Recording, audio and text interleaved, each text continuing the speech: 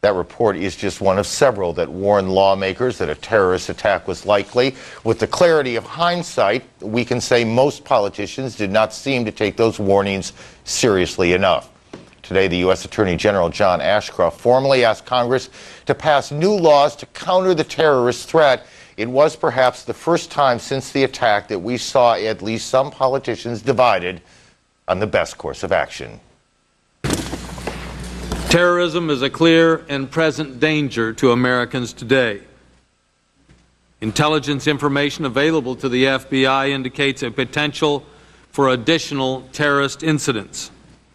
As a result, the FBI has requested through the National Threat Warning System that all law enforcement agencies nationwide be on heightened alert.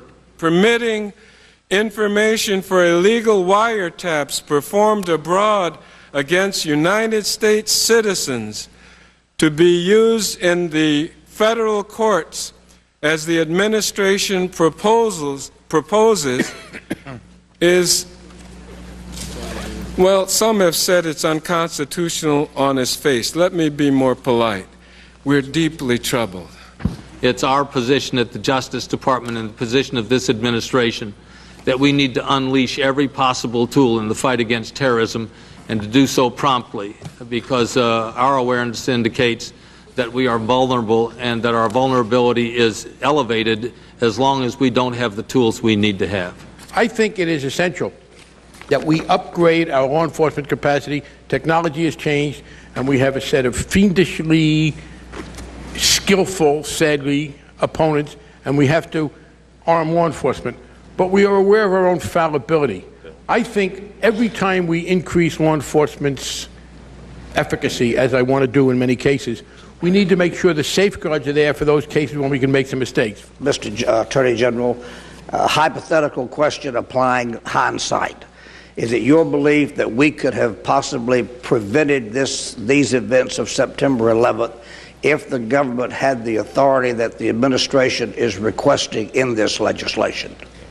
There is absolutely no guarantee that these safeguards would have avoided the September 11th occurrence. We do know that without them, the occurrence took place. And we do know that each of them would strengthen our ability to curtail, disrupt, and prevent terrorism.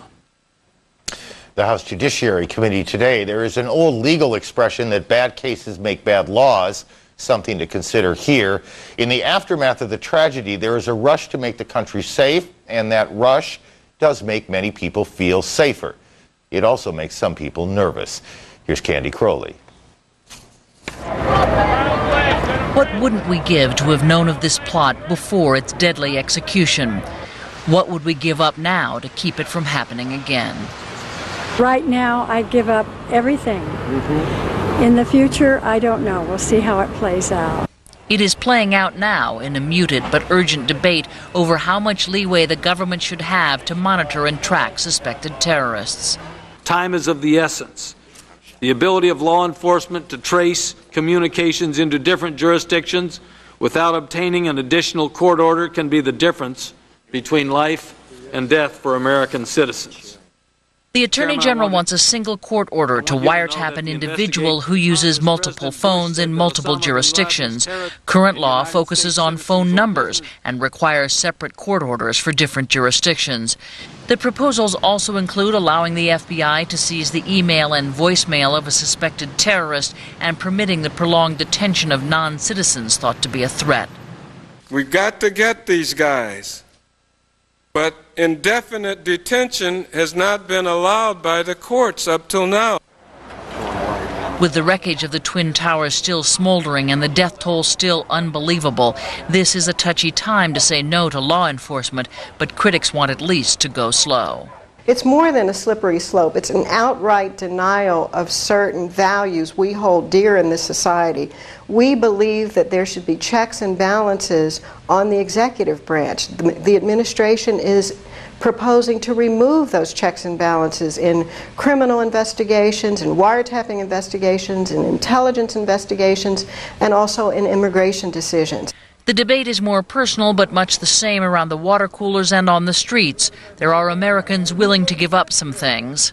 They can read whatever they want. If I don't have anything to worry about from what's in my email, you know, the average person doesn't have anything that interesting going on in their life that they're going to save it and pin it up on a wall. And Americans who worry the government will take anything. I'm only 21 years of age. I've been living here all my life, and I have no threat against the United States. I'm no threat. Why should my personal space be interfered with? And most Americans want to get the bad guys without giving up the best of what we are. And inconvenience is one thing, but the restriction of free speech and free thought is another. You know, I think that there's a line you have to draw. It is a matter of balance, but after being knocked down so hard, balance is not as easy as it once seemed.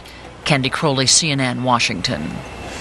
This is one of the most difficult and important questions that we'll face in the aftermath of September 11th. When we come back, we'll talk more about it, and that's just the beginning.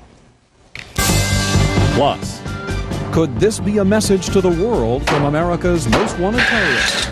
See the facts and hear the words that may be from Osama bin Laden. And live from Islamabad, CNN senior international correspondent Christian Amanpour has the latest on U.S. efforts to build a force for revenge on Afghanistan's doorstep. At home, investors snatch up stocks. Will the rally continue?